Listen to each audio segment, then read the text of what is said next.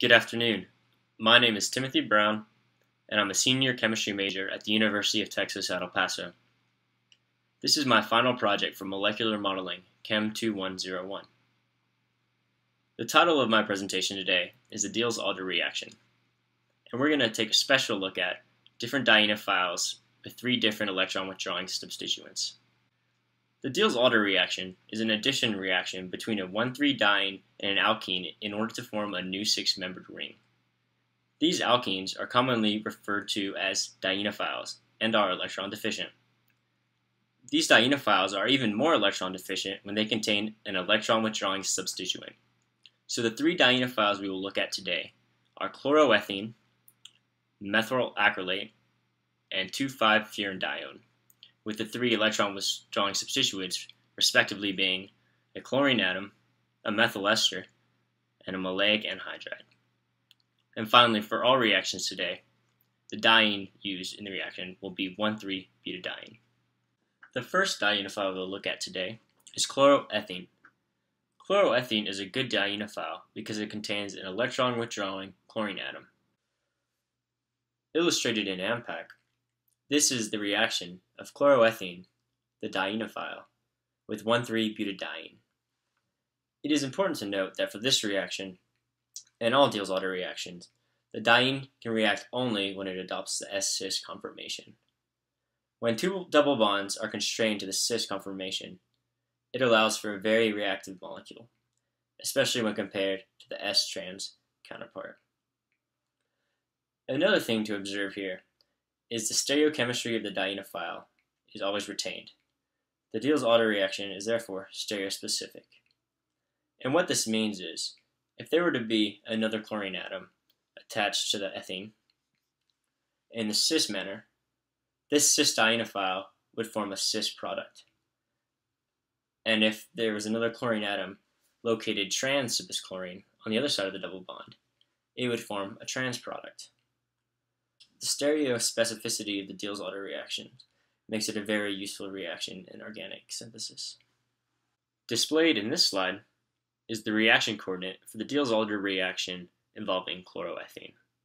AMPAC is able to calculate this graph for us by searching the potential energy surface of the reaction. By doing so, we are able to elucidate many thermodynamic and kinetic properties of this reaction. First and foremost, by searching the potential energy surface, we are able to see the movement of atoms as we begin with the reactants and work our way to the products.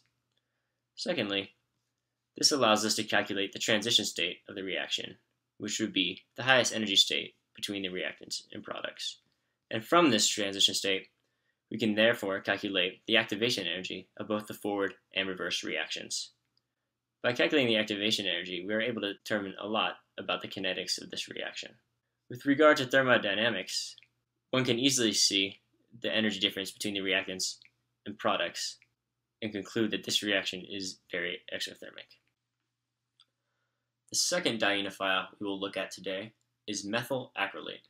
Specifically, we want to see how this electron-withdrawing ester here affects the reaction rate and also the thermodynamic properties of the Diels-Alder reaction when compared to the chloroethene dienophile shown previously. In this video of the methyl acrylate reaction, we were able to observe another key feature of the Diels-Alder reaction, that being the difference between endo and exo addition. With the Diels-Alder reaction, endo addition is favored because electron-withdrawing substituents are brought closer to the electron-rich diene. And this can be seen here as the electron-rich diene, which will be forming here, will attract the electrons in this electron-withdrawing group here in the methyl ester.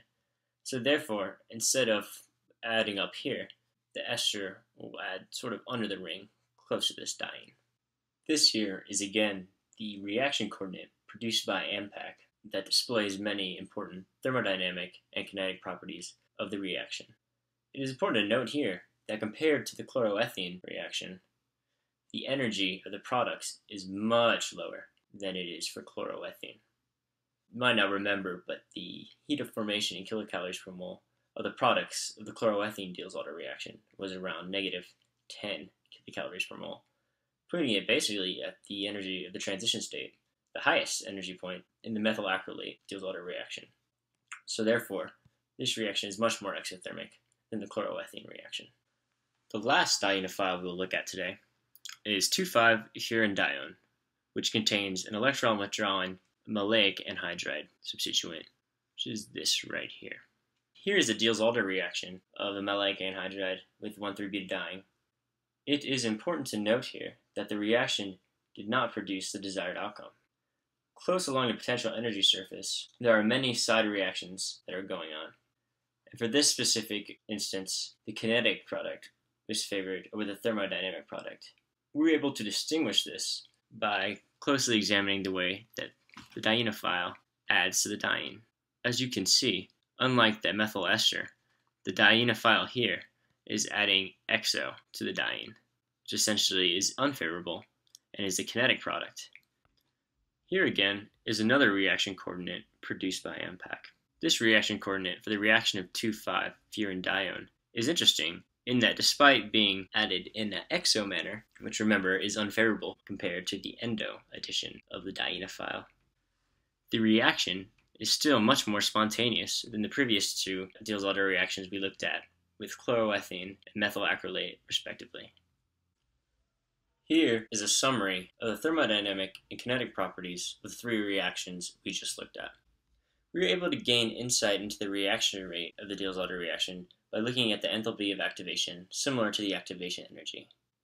And by looking at these, we can see that furandione has the smallest activation energy, so we would therefore predict that this reaction would occur the fastest. Rather, the dienophile furandione would react fastest with 1,3-butadiene. Additionally, furandione is also the most thermodynamically favorable reaction in that it has the lowest free energy change between the products and the reactants. In conclusion, the Diels-Alder reactions have substantial activation energies. This is why, in the laboratory, these reactions are taking place in very hot conditions.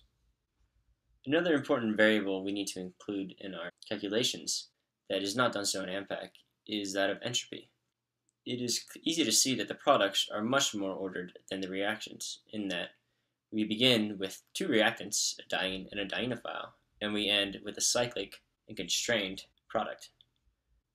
And again, I want to reiterate that based on the calculations performed in AMPAC, we have concluded that despite adding in the exo fashion, a dienophile with a maleic anhydride electron-withdrawing substituent is both a better dienophile thermodynamically and kinetically.